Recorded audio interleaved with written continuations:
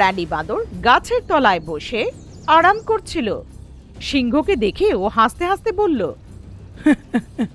তোমারই তো অপেক্ষা করছিলাম।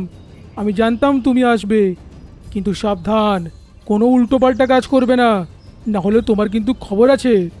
তুই জঙ্গলের রাজার সাথে এরমভাবে কথা বলতে পারিস না। এতটুকু বলে লোনি সিংহ ওর দিকে এগোচ্ছিল। তখন ব্র্যান্ডি বলল, এক পাও যদি তুমি আগে এগো, এই গাছ তোমার উপরে পড়ে যাবে।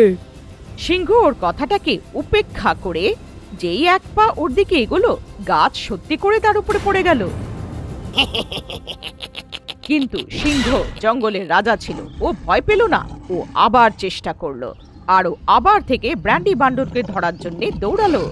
ওর দিকে সিংহকে আবার আসতে দেখে ব্র্যান্ডি বাঁদর বলল, সাবধানে এসো রাজা, এমন যেন না হোক পা তোমার মুচকে যায়। হঠাৎ করে সিংহের পায়ে মোচড় আসলো।